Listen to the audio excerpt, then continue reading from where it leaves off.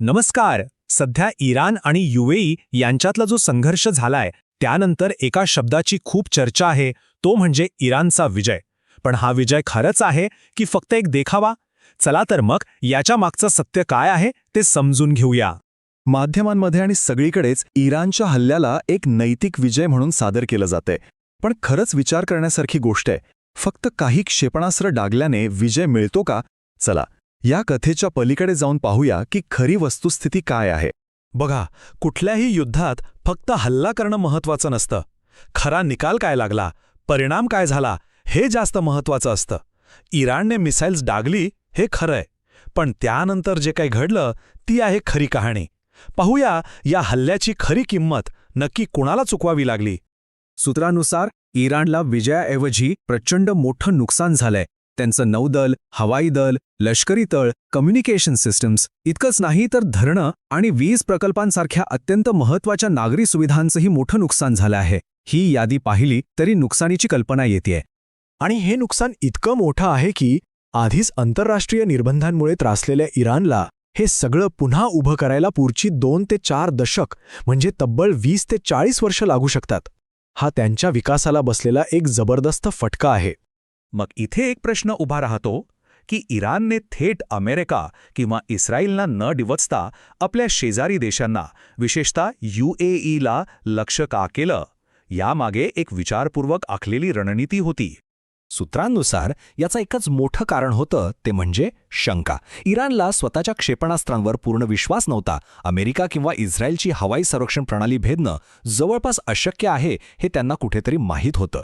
म्हणूनच त्यांनी तुलनेने सोपं लक्ष्य निवडलं, म्हणजे आपले शेजारी देश.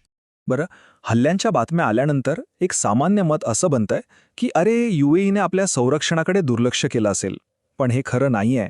खरं तर हा एक मोठा गैरसमज आहे आणि हेच पुढच्या काही क्षणात स्पष्ट होईल.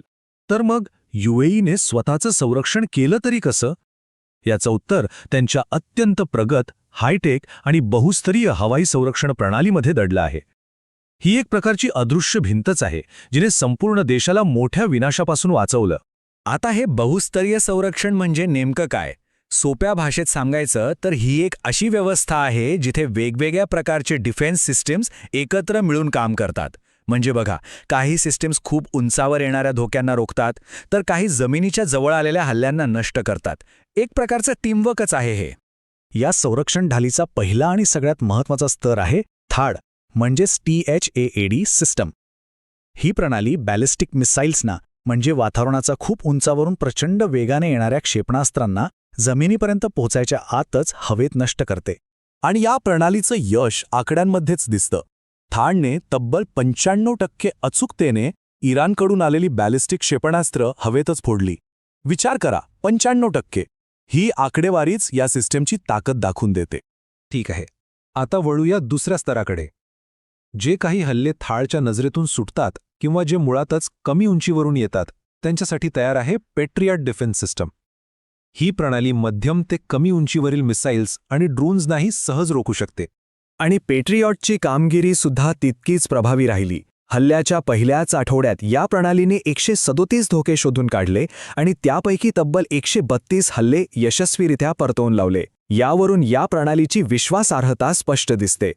पण थांबा, कथा इथेच संपत नाही. थाड आणि पेट्रियट व्यतिरिक्त यूएईकडे दक्षिण कोरियाची हानवा, रशियाची पॅन्सर, इस्रायलची बराक आणि विशेष म्हणजे स्वतः यूएईने तयार केलेली स्कायनाईट यांसारख्या इतरही प्रणाली आहेत. या सगळ्यांमुळे त्यांची संरक्षण ढाल अधिकच अभेद्य बनते. चला तर मग आता दोन्ही बाजूंच्या परिस्थितीचं एकदा पुनर्मूल्यांकन करूया. एका बाजूला आहे संरक्षणावर केलेली दूरदृष्टीची गुंतवणूक आणि दुसऱ्या बाजूला आहे स्वतःच्याच पायाभूत सुविधांचा विनाश. तर मग या संघर्षाचा खरा निकाल काय लागला? ही सिस्टम प्रत्यक्षात काम कशी करते तर बघा, जवळपास 90% हल्ले तर हवेतच निकामी केले जातात. जे काही 1-2% धोके उरतात त्यांची माहिती सायरेन वाजवून नागरिकांना दिली जाते, जेणेकरून ते सुरक्षित ठिकाणी जाऊ शकतात. आणि याचमुळे जीवित आणि वित्तहानी खूप मोठ्या प्रमाणावर टाळली जाते. हा तक्ता दोन्ही देशांमधला फरक अगदी स्पष्ट करतो. एका बाजूला यूएई, जिथे नुकसान अगदीच किरकोळ होतं आणि अर्थव्यवस्था ही शाबूत राहिली, तर दुसऱ्या बाजूला इराण, जिथे लष्करी आणि नागरी सुविधा पूर्णपणे उद्ध्वस्त झाल्या. याचा दुर्गामी परिणाम असा झाला की UAEची जनता सुरक्षित राहिली, पण इराण विकासाच्या शर्यतीत अनेक दशकं मागे फेकला गेला. आणि या सगळ्यावरून एक खूप महत्त्वाचा प्रश्न निर्माण होतो. आजच्या आधुनिक युगात जिथे संरक्षण तंत्रज्ञान हे हल्ल्यापेक्षा जास्त प्रभावी ठरू शकतं, तिथे विजय आणि पराभव यांचा नेमका अर्थ काय, यावर नक्कीच विचार करायला हवा.